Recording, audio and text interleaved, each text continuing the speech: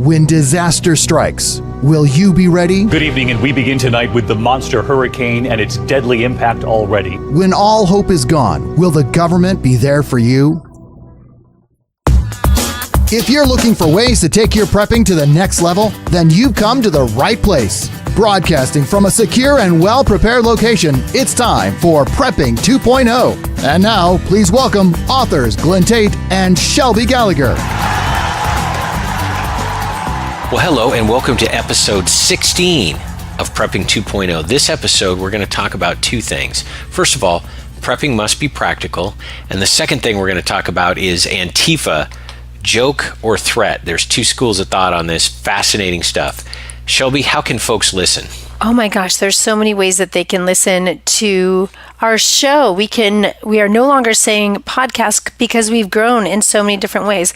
However, we have a great group of fellow authors that are part of a group called the Written Apocalypse. If you go to writtenapocalypse.com, you can find those other authors. You can check out the very vibrant podcast they have going, and we're featured there.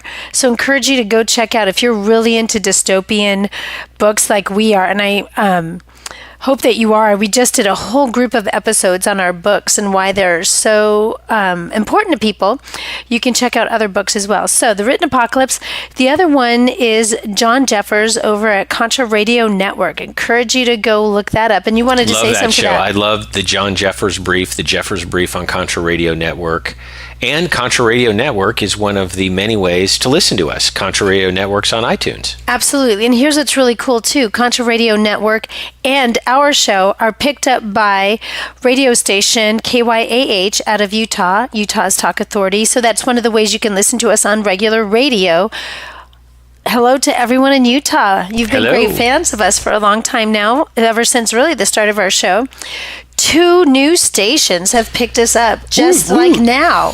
So you may be listening to us for the first or second or third time, I'm not sure, on KYKN out of Salem, Oregon, as well as KSLM out of Salem. Let me give you the time slots on that because these are brand new.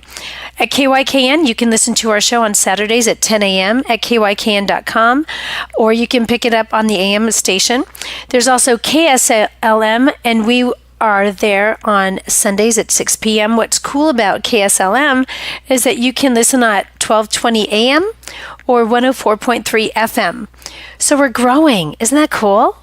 It is cool, and I think this will be one of the collector's episodes because in the future, very near future, we'll be on so many radio stations that we won't be able to tell you the times that we're on all of them. It is on the website. It'll be on the website, but we just wanted to celebrate the fact that the terrestrial radio station empire is growing and letting you know when to listen, and thanking all of you listening on those regular radio stations. Thank you. Absolutely. And I will say this, if in your area, if you're like, hey, there's an AM station that would really enjoy us and it would be a good fit with their programming, send us a quick email, glentate123@gmail.com or shelbygallagher321@gmail.com, and we'll reach out. We want to grow that. We really think prepping is a message that needs to get out more and more, and I think people are more and more wanting to listen to the good ideas we talk about.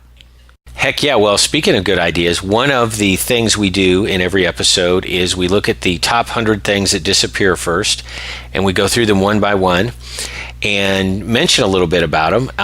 This one, yes, Shelby. Well, let me just complete that sentence. The top 100 things that'll disappear in a collapse situation. Yes, that's right. Not top 100 things that'll disappear when the New England Patriots lose a Super Bowl. I mean, we're talking about real crises, not fake ones.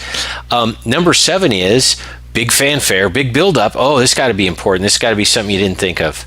Guns and ammunition. Oh, really? Oh, okay.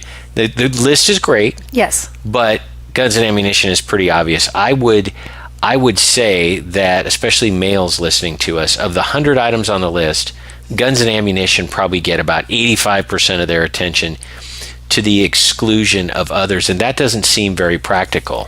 It's not very practical, and that's really kind of what we're going to talk about today, which is why we're not going to spend too much time on number 7, but we are going to spend a lot of time on the idea that you just talked about. By the way, this list is on our website at prepping2-0.com. We just looked at number 7, and that is that prepping must be practical.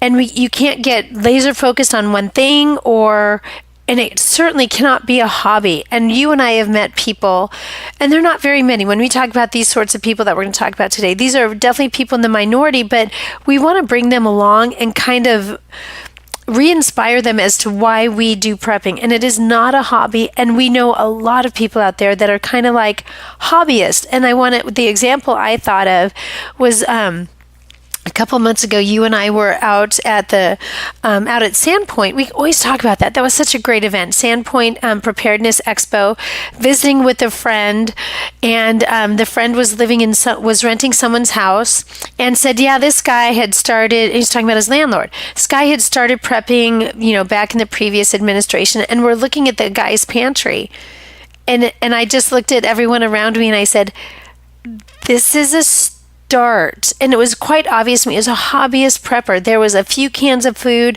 a few packages of pasta, I think a couple of packs of matches. It was a pantry. It was a hobbyist, a person who thought of himself as a prepper, but certainly wasn't. If a collapse happened, this person would be in harm's way. Yeah, and we always encourage starting off small. You got to start somewhere. Your Absolutely. book 1 describes starting off small. I mean, you start prepping by buying barbecue sauce. Exactly. Okay, so we're not like you got to have $1 million compound, but the point is the mindset. Yes. And the mindset isn't, I'm going to spend all my time on the internet looking stuff up and not actually doing anything. Because prepping requires you to get out of your comfort zone. I've had to do it. You've had to do it. And a classic example of that was we were it was a Facebook post, blah, blah, blah. And somebody was talking about, where can I get the absolute best price on 25-pound bags of white rice? And it became apparent to both of us that this person was pretty much obsessing about saving a penny a pound. And I'm going to now speculate, this guy probably was driving all around town looking at prices for rice, spends an entire, maybe I'm going to say Saturday afternoon, right? Looking for the best price on rice, instead of going and buying 25 pounds of rice and spending that afternoon vacuum sealing it. You can't just think about this stuff. Now, you need to think about it. You need to plan. But for goodness sakes, this is practical. The results that count are, for example, the amount of rice that you have sealed and saved up and you're able to use. It's not going on, a forum and telling your friends that you saved a penny a pound. Right. I don't know what it is about, some preppers, and I, by the way, I ran into this too. I kind of had to outgrow this. This was me, because I'm used to spending my time comfortably sitting in front of a computer, not exercising or anything, and just letting my mind wander about different prices of stuff. But now we have several pantries full of rice, which is what counts. It's like in gunfighting, only hits count. Only getting it done counts, and that's the practical side of this, and not the theoretical, mind game. This isn't Sudoku or Minecraft or anything like that. This is real life.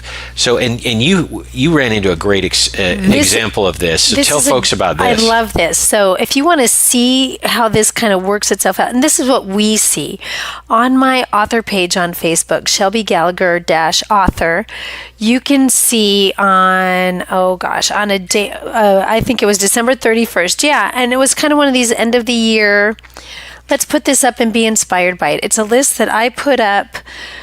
Actually, let me take that back. It's a list that I used several years ago, how to prep on a budget.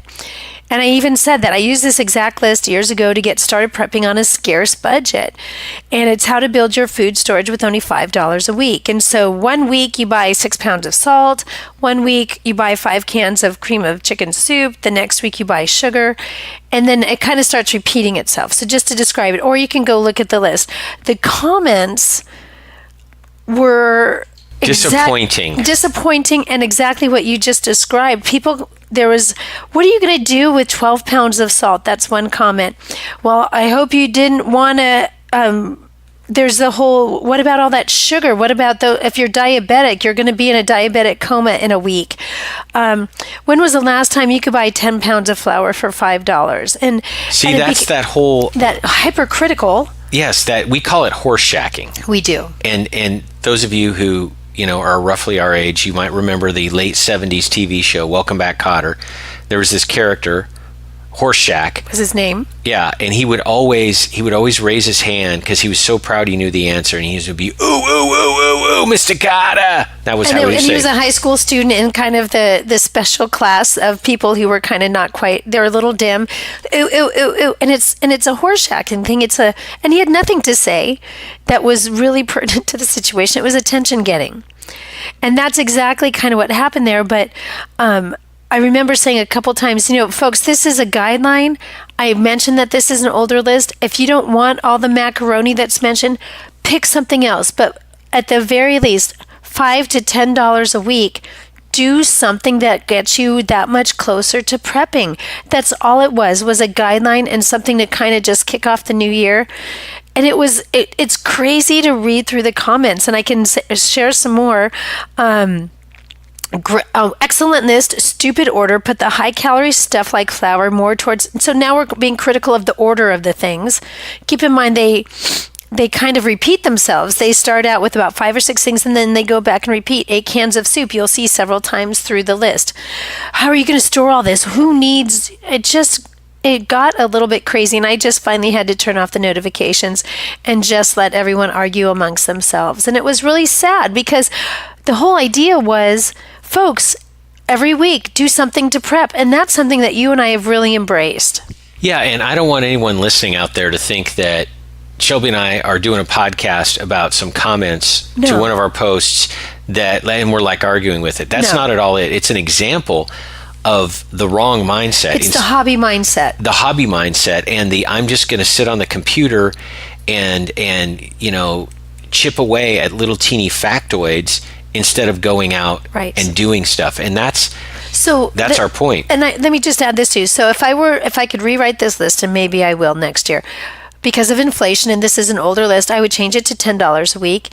And then $10 a week, what would Shelby do? And I do this, if you follow me on social media, what can I do with $10 a week? Well, this week, actually, I just posted it recently, huge major sale on pork shoulder at a local store where I can get a hunk of pork loin shoulder bone in for 99 cents a pound. I'd buy 1 or 2 of those and freeze them away and have them and store them up. And that's a perishable item. If not, I would go $10 worth of canning supplies, $10 worth, it's springtime, $10 worth of seeds, $10 worth of matches, $10 worth of a fuel, $10 worth of some ammo. I don't know, something that I can store away, if not use now, can have on hand for if a collapse happens tomorrow.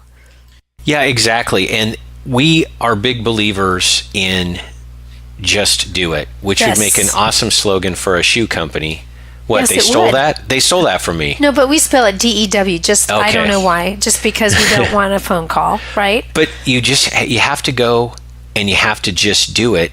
And that's what's going to get you along. Prepping 1.0 might be that 47th list that you have about what needs to go in your bug out bag. And prepping 2.0 is getting it done. Pick a list and go do it. Just do it. Get that bug out bag done. Get the food stores, the 30, 60, 90-day food stores put away however you want to do it that works practically with you too. Our food stores, what we have in our preps, you and I, Glenn, are going to be, and I've talked about this a lot, are going to be very different than the family with 4 young children. It's going to be very different. Absolutely. And one of the things we're doing today by airing this episode, which mildly criticizes maybe some people listening to it, which we don't really enjoy doing, but we need to do it. We don't want to, but what we want to do is inspire people, motivate, kind of shed that kind of mindset and go, no, I just need to do something. Right. And this episode, this topic segment is about motivating people because we've been there. I got hung up. Yeah. I've got hung up on all the little internet forum stuff and then going out and doing it and being so busy vacuum sealing rice that I didn't have time to go figure out that I saved 2 pennies. So it is, and here's a great thing, speaking of motivation, and this is what we do. We put up once a week, usually on Sunday evenings, a post, Facebook, all of our Facebook pages, called "What Did You Do This Week to Prep?" And we read the comments. The comments are amazing. And what's really cool is they're inspiring, and they are a little bit of everything. And people reading all those comments get inspired. I've had numerous people say to me, boy, please keep up that weekly post, because I look at what everyone else is doing and I say, geez, I need to be doing that, or I did this. And there's a lot of pride when you post that thing. You say, got 25 pounds of rice, vacuum sealed it, put it in tubs. I mean, good for you. You're telling the world what you did, and that is good stuff. So this is all motivational, this stuff about being practical and not being a hobbyist, because that doesn't get it done. Well, and I will say to those people who post there too, and I feel bad for them because I know they say it in a guilty manner. I worked, 5 overtime shifts this week or some, and I'm like, you know what? Working hard to support your family, that's prepping.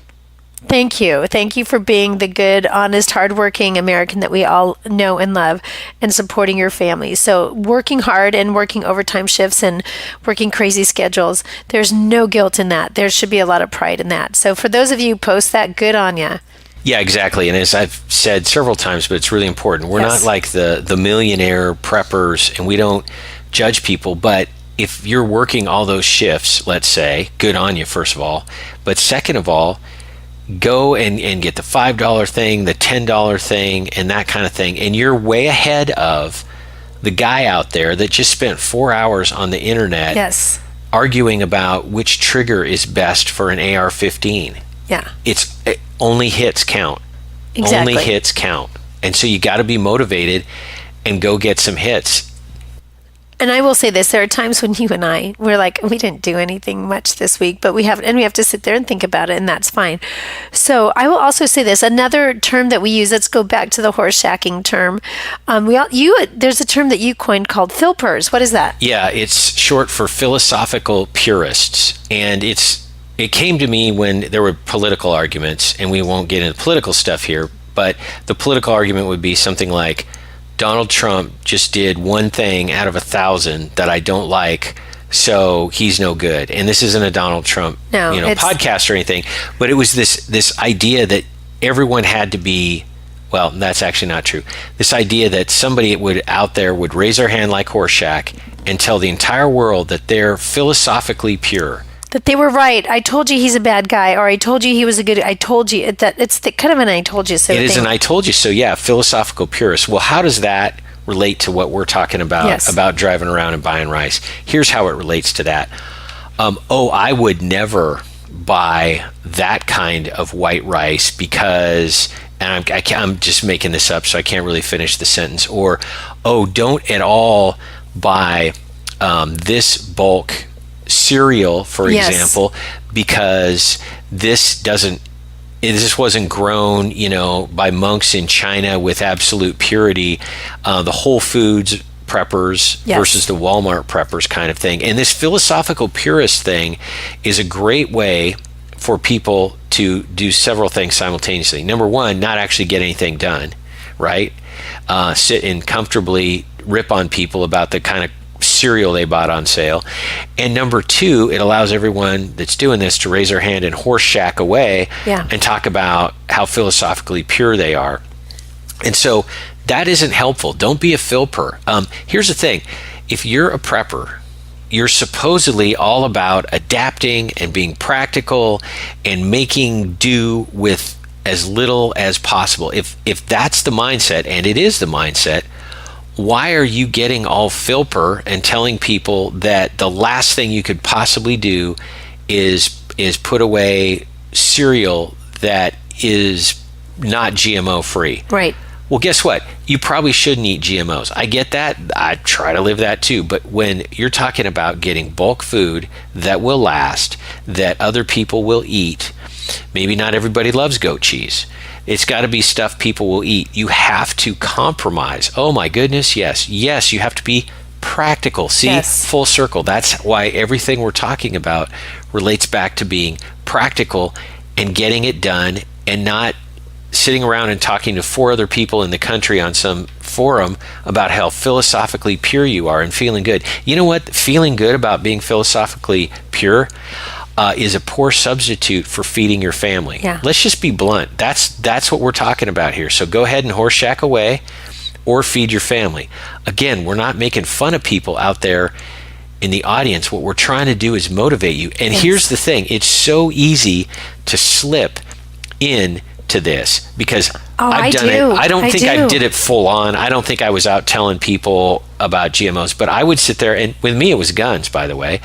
I can't possibly have anything but an aim point red dot that's $600. Well, guess what? Now there are great red dots for $60. There's way better ones for $120. It's that elitism and not getting it done. What are some examples you have? Well, I'm going to kind of pick. You just picked on yourself. I'm going to pick on you a little bit more. You're really good about this, and your self-awareness of, I get into a rut. Well, and you just described it. I get into a rut that this is the only one way to do this, and then and we talked about this in the beginning episode. But you stand back and you go, "Oh wait, there's new technology. There's new ways to look at this. And if I'm serious about prepping, I need to be flexible and adaptable." And think about it. And I know we only have a couple minutes before our break, but let me just throw this in here. You did a post about how you and I got because you like to put together what you called homeries, which is home MREs that are cereal. They're like your own trail mix. And again, the whole GMO, are you going to eat all that bad cereal, blah, blah, blah. It's like, you know what? When you're hungry and granola that is made from organically grown oats out of Central America, whatever, is not available, you'll eat what you can. So again, it's the whole being adaptable, look up a little bit, be practical, and let's move on. And let's remember that we're arguing with the people that we need to get along with in a collapse. Exactly. And well made, that point. And the other thing is normalcy bias. What you just described is people, including me, having a touch of normalcy bias, which goes something like this. Well, I always get that cereal grown in Central America that's $17 a pound at Whole Foods. I always do that. Well, I just need to have more of that cereal. No, you don't. You need to have cereal because eating GMO, breakfast cereal for 6 months won't kill you. Not eating for 6 months will kill you. Yes. But it's this normalcy bias. And here's the thing. We've talked about, when it comes to food preps in particular, we've talked about layering. Here's a great idea. This involves budgeting and layering and normalcy bias. Get some inexpensive food. Just do that. That's the budget thing. Get out of your rut. That's the normalcy bias thing. I mean, I have a bunch of Spam, for example. I don't eat a lot of Spam. I don't look forward to it, but I have it because it's needed. And that's the layering. Have some goat cheese if that's what you want. Have some Spam. Have some GMO cereal. Do all these things and layer it in, because here's another normalcy bias fallacy out there. If you just take this week's grocery list and think you need like 100 of those, here's what you're missing. There are other people.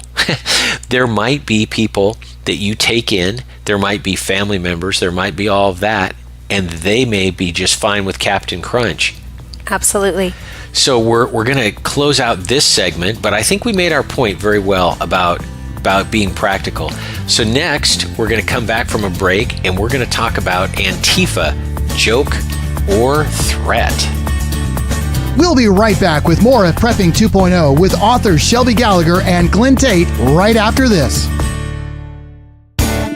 Hi, this is Glen Tate. I wanted to let you know about the ammo supply place that I go to. There's no endorsements. Nobody's paying me anything. They're just good guys. Ammo Supply Warehouse. Ammo Supply Warehouse. Butch out there will take care of you. Prepping 1.0 is getting ammunition by the box. Prepping 2.0 is getting a case. You need to have at least a case of ammo for every gun. Shelby Gallagher here. For all the ladies out there, you can never have enough ammo.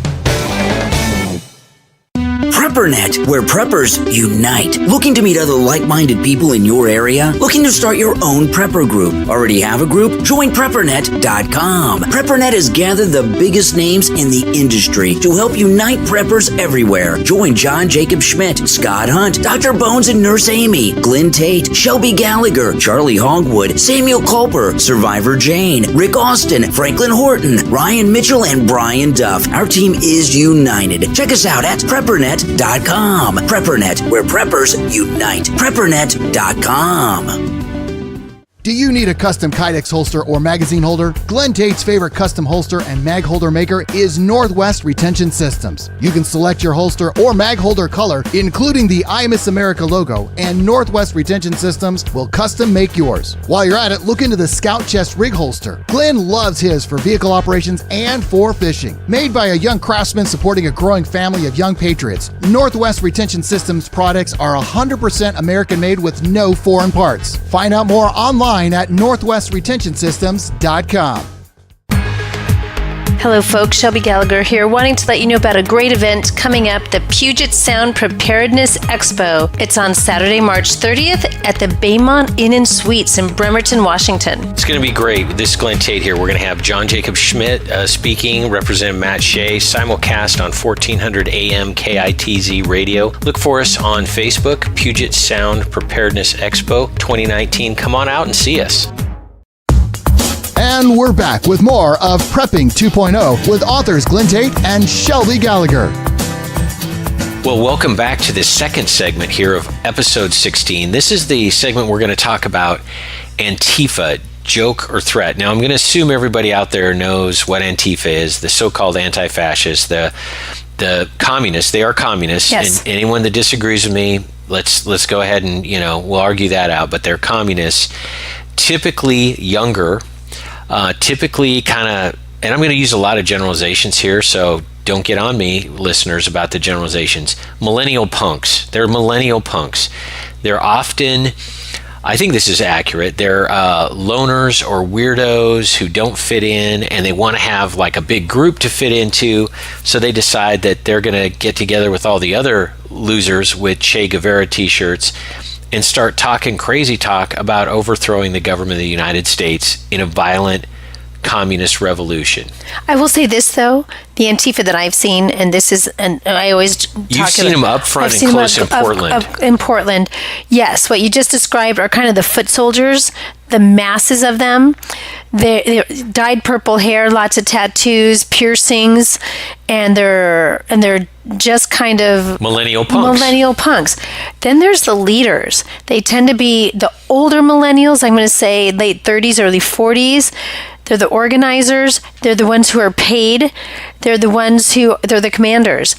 And they are the ones that have the walkie-talkies. They're the ones who are the organizers, and they are being paid, and they're the ones that are getting messages from higher up. And you will see, and it's just like an army. You will see, there's one of them per about every 50 to 100 of the others. It's very organized. It's kind of frightening, actually. And I'm glad you made that point about the organization and the financing, and particularly about the leadership, because that's the thing. That's the big debate here. There are two schools of thought on this. One is people will, usually guys, will look at all these millennial punks with their weird hair, and they'll say, oh, geez, soy boys. I mean, one punch and they'll go crying home to their mommies. And I think on one level that's true. I don't view most of these foot soldiers as anything like the patriots that we have who train. But then you bring up a really good point. There is organization, there is supply, and the leaders of Antifa, funding. The leaders of Antifa, from what I can tell, they are stone cold, deadly tyrant communists. They want, and anyone that disagrees with me, maybe you should quit listening. Convince us otherwise, right? Those leaders of Antifa want to put you in a camp and starve you to death. And I'm telling you, they're communists. And by the way, Google, communist body count 20th century, and you'll see what I'm talking about. Yep. And so they're extremely dangerous, the leaders, and dedicated and well-funded and effective. So you've got this weird dichotomy on the outside. You mentioned one leader for 50 to 100, yep. Millennial punks. Well, if you look at the 50 to 100 millennial punks, you're not that worried. But when you factor in what you were talking about, the really good leadership, all of a sudden, it's a game changer. This is a game changer. So what we did is we put up on the Prepping 2.0 show Facebook page, on Facebook, great page by the way, I put up a picture of one of these kind of stereotypical millennial punks. I mean, he's kind of pathetic looking guy. Well, and let's describe him though. Yeah. He's out of shape. He's no older than, I would say, 25. Keep going. Yep. about 25, and just kind of got that living in mom's basement look, looking for a club to join. We're not going to dwell on the physical aspect, but I think that's really good that people understand the picture that all these comments are going to be reacting to. Now, here's the thing. One of the things we love to do is get listeners involved in the show. And so we're going to name off some names of people who commented on Facebook, and, kind of the Antifa's a joke post, because there's some validity to it, and the Antifa's a real threat. And this is honestly, this is no criticism of either whatever side you want to take. I don't think there's sides necessarily. There's no ridicule here. Our idea with this segment is to kind of flesh it out and discuss and continue the discussion from the post from January 5th. So, and in case you don't know, if you haven't figured it out, I have a cold today, so there might be a few moments where I mute myself and I go into a coughing fit, and Glenn will take over at that point. So go ahead, Glenn. Well, thank you, Shelby. Yes. Yeah, January 5th was the Facebook post. So I'm going to read some of these, and then you and I might have some comment. Yeah, this is fun. Ray Henderson says, legitimate threat. Don't underestimate them, and don't get overconfident. Loved it. Heck yeah. I have friends in the special operations community. I was never in the military. I'm not implying that I'm cool, but I have friends who know this topic well. They know insurgencies. They know special forces guys that do insurgent sort of counterinsurgency stuff, and they've dealt with Antifa-like street punks organized by cunning political assassins in very many countries. They know their stuff. To a man, they tell me, do not underestimate Antifa. Don't get caught up on the Facebook part of it, which is, the goofballs. By the way, there could have been 100 really good fighters that were not pictured because whoever took this picture wanted to make fun of this one hapless kid.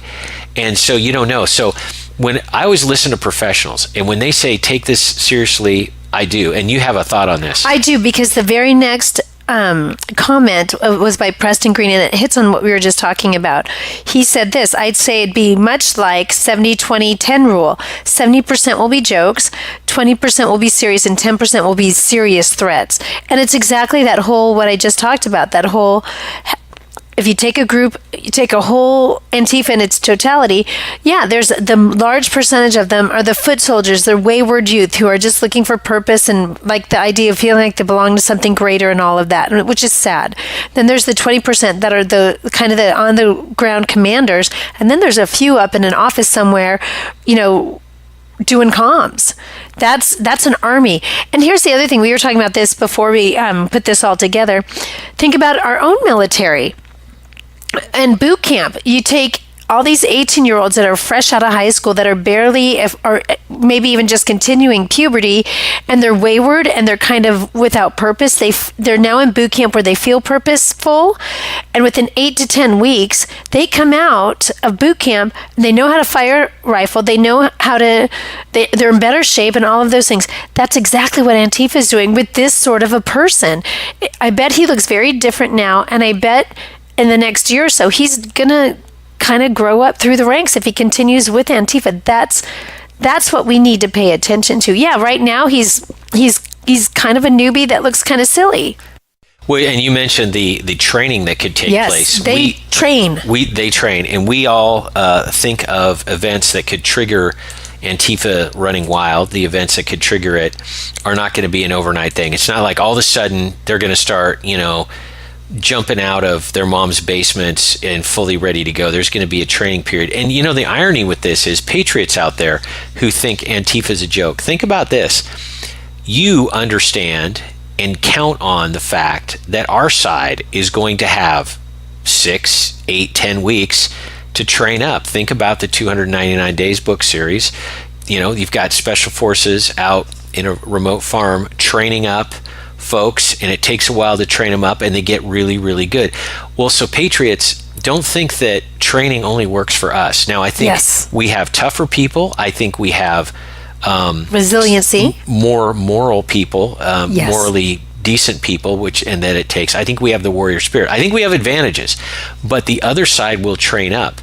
And they have tons of money. This is going to be a recurring thing you're going to hear from us today. Soros and whoever else the Antifa has tons and tons of money, and we've seen. I've been in a gun store 2 weeks ago in Portland, and there were these lefty goofballs who came in and were buying guns. By the way, good on you. Here, have 2 guns. I'm fine with that. I think everyone should have guns. But the left is arming up, and there's this hysteria among the left about Trump being a fascist dictator, which is ironic because the left are the fascists. But anyway, Trump's a fascist dictator. We better get a gun because my neighbor, that guy who goes to church, is going to come over and try to impose his religion on me by shooting me in the face. That's what they think. So they are arming up too. And the 100 million guns or whatever that have been sold in the past 3 minutes or whatever it is, I mean, we're always breaking new records on gun sales, cannot all be just patriots. Nope. The left is arming up. And here's the thing, I don't get into conspiracy theories, and I think that anybody that talks about foreign intervention in an American crisis is usually a little bit loopy. I will say this, I changed my mind on this actually. I think it's more possible that, say, China sends boatloads of AKs over if we're going at it with Antifa. And here's why. Normally I'd think that's crazy. The reason I don't is that special operations dudes have told me, oh yeah, and there's going to be boatloads of Chinese stuff, because they've been around the world, they've seen it, they've seen China doing it, they've seen Russia doing it, they've seen us doing it. It's how you do this. It's how you overthrow a government. You support indigenous resistance forces. And so while I don't think the Chinese army is going to be on the corner in our town tomorrow, and I don't believe in any of that fairy tale stuff, there would be foreign support. I have 2 examples for you. How about the first Civil War, where there was foreign support? Remember what the British were doing with the South? And then the original War of Independence, which was kind of a civil war. Anyway, the Revolutionary War, as people are fond of calling it. How did we win again? I don't know. France? Isn't that weird, by the way, looking at that now? But Yorktown, how did that happen? The French. And so this is how countries try to deal with other countries. When there's a foreign thing, they try to infuse resistance. Well, and let me add this too. China is great for this very move. They've done it historically. When there is unrest, political unrest in a country, especially nearby, and they're watching it burn down, the infrastructure starts to become very weak, they take it over. Ask Hong Kong how well that worked out for them. You know what I mean? So they would love to see America deteriorate, and they will help it deteriorate by putting arms in the mix, so that when there's that void of leadership, guess what they do? Hey, we're here to save. We're the leadership you need. Right? They do. That's communism. Exactly. So this is not as far-fetched as my point. Right. And my basis for that is, I'm a lawyer, I always think about evidence. This is not far-fetched. I have 2 pieces of evidence. Number 1, special operation dudes who know what they're talking about. And number 2, history. Yeah. And those are 2 pretty good sources to overcome that. So am I hugely worried about the Chinese army, parachuting into our little town? Not at all. But I am worried about, the Chinese ports in northern Mexico, in Tijuana. It may not be Tijuana, but very close to the US America. border. Yeah. And all of that. I don't want to get off on the Chinese tangent. So let me bring us back here. So we just went from, garden barely variety Antifa, foot soldiers to that. But let me add another comment that I think really adds and really kind of brings an exclamation point to what you're saying. Mark Fulator, I hope I say your name right. Fulator. He's a colonel in the books. Nice. He's a super good dude, by the way. Awesome. So didn't know that, because you use some pen names, but not all in your book. So his comment was, and it gives a good point to what you just said, fanatics with hearts filled with hate. They are organized as well. The fight will not be standing armies. They are the type to lob a Molotov through your window at 3 a.m. Yes, not only... I want to add that not only is Antifa learning gun rules and how to use firearms, they're training in guerrilla warfare, and we know this. Watch how they riot. They destroy. They break windows. They throw Molotov cocktails. They bring bats that are lined with nails.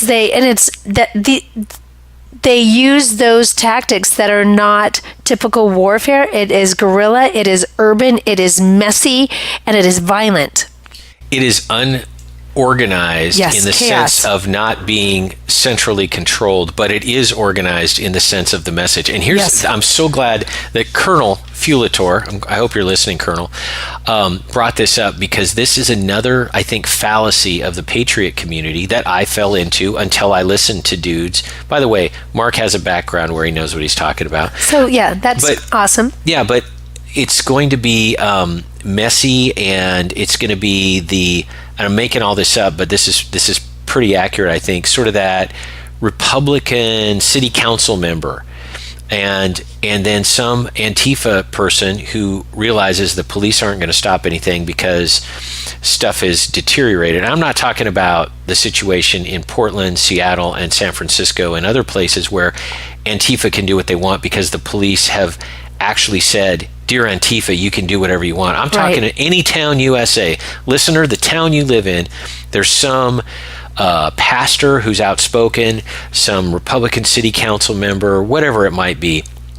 And then, you're right, 3 a.m, a lone wolf dude and this kid in this picture, this 20-year-old, goofball, goes and throws a Molotov cocktail in somebody's window. That's what we're talking about here. We're not talking about a bunch of millennial punks living in their mom's basement turning into Delta Force. No. Because they don't have to be. Because a Molotov cocktail through your window is just as dangerous as a tank coming down your street, number one, because it's going to burn you up just as bad.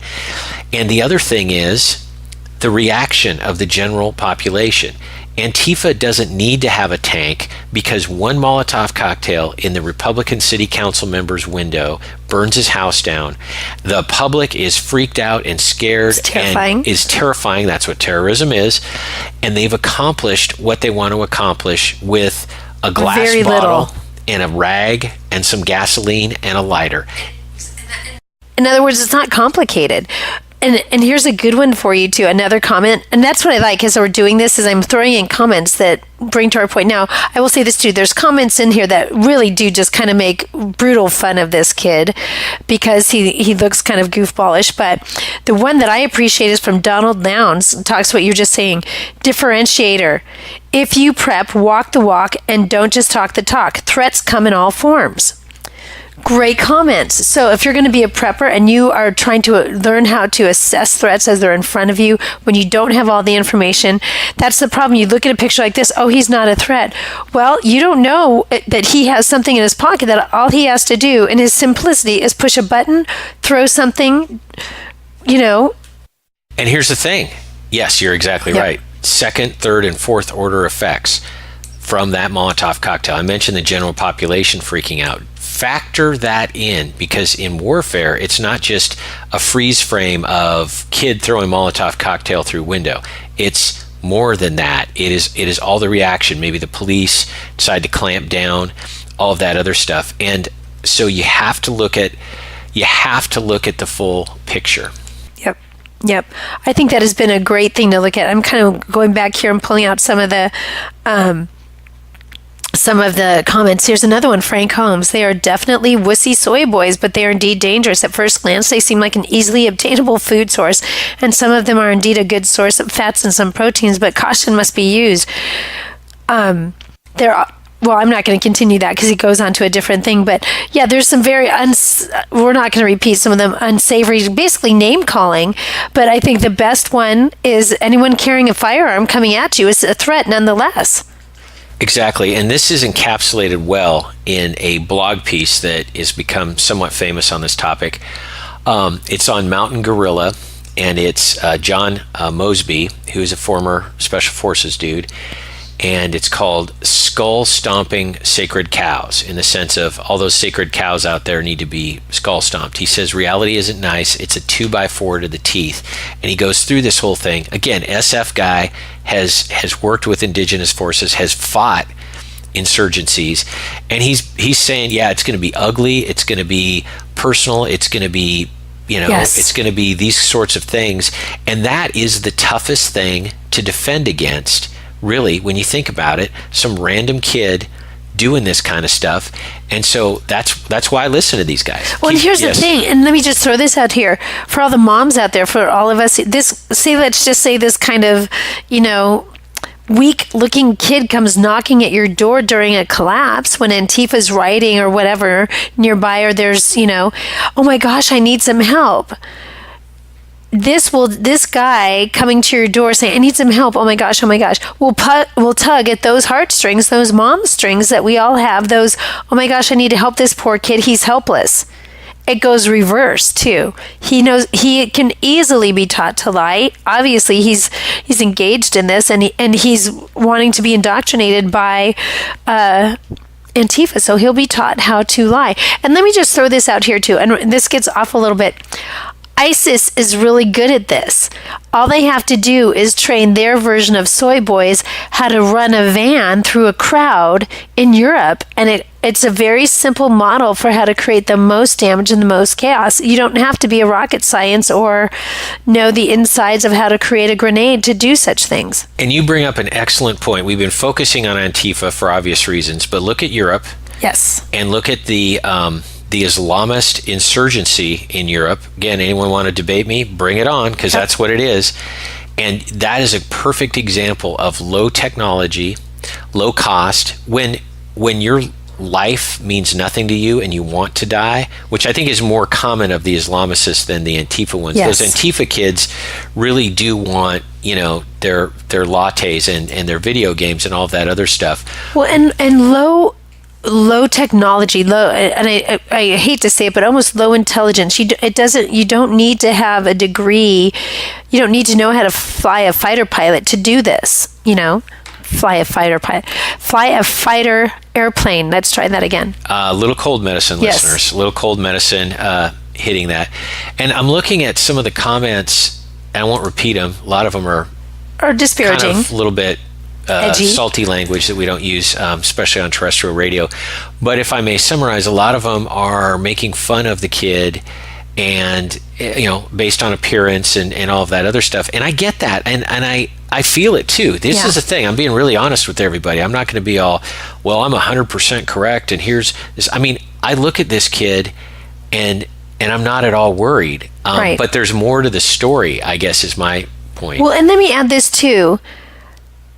Here's the thing. This kid, wherever he is, whoever he is, it could come about that he finds our page, our Prepping 2.0 page, and sees those comments.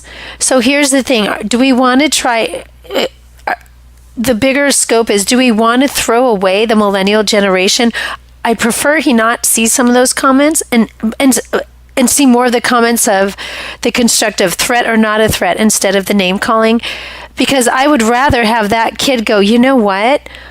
I don't want to belong to a communist group. I don't want to be part of this. I would rather see if we can change him to the other side of being patriot and freedom-loving instead of communist and racist, honestly. Yep, and all that being said, if I see the kid with a Molotov cocktail, I'm dropping him. Yep. Here's a great thing. We have another minute or two. A great observation. And you know me, the lawyer guy, I always go to evidence, even anecdotal evidence, but I look at stuff like that. This is Chris Smith. He says, whatever name you want to put on them, I've seen some of these folks actually getting training at the local gun range. Yes. Now, doesn't that say it all? This is really, really happening. Well, there you go. We hope we got you thinking. We need to go. The time went so fast. Shelby? So quick thing, we have about a minute or so here. I'm going to let people know how they can reach us. First thing is our website, prepping2-0.com. You can see past episodes. You can listen to past episodes there, and you can link to all of your favorite ways of listening. iTunes, radio stations, things like that. Then there's our author pages. And I will say this, if we had a fun week recently on our book week. We just did this big focus on our books that we've written. We were authors before we were show hosts and had some great interviews there, especially for those of us who are just joining us in our new radio markets. Encourage you to go listen in on what really caused us to start ticking in the prepping world, and that was writing books. So there's that. And you can check those out. Glenn's page is 299days.com. That's where he has all of his cool things about his book. And you can reach him there. On my page, it's agreatstate.com. And I encourage you on both pages, sign up for our newsletter. We send those about once every week or two, just kind of giving you an update of where we're going and what we're doing. Cool thing coming up the last Saturday in March, Puget Sound Preparedness Expo in Bremerton. Come join us. We'll be there signing books. You can purchase our books. And we're looking forward to bringing prepping to the whole Western Washington. As far as we know, there has not been an expo in that area, right? Yeah, there's 3-4 million people living in the Seattle area, and there are never any prepping expos because everybody thinks, oh, everybody in Seattle's worthless or something. Well, there's a lot of us out here, and so that's right. Puget Sound Prepping Expo, March 30th, 2019, Bremerton, Washington. You can find details. It's going to be really cool. We're going to meet folks. John Jacob Schmidt from Amron and from Radio Free Redoubt's going to be broadcasting. Representative Matt Shea, a real leader in the Patriot community, is going to be there. Well, Shelby, why don't you take folks out with your signature line? Love it. It's a signature line from Benjamin Franklin. Failing to prepare is preparing to fail. Have a good week. You've been listening to Prepping 2.0 with authors Shelby Gallagher and Glenn Tate. All of the fun and easy prepping information heard on this podcast can be found online at prepping2-0.com. You can also find out more about Glenn's books online at 299days.com and about Shelby's books online at agreatstate.com. Until next time, be smart, be safe, and be prepared.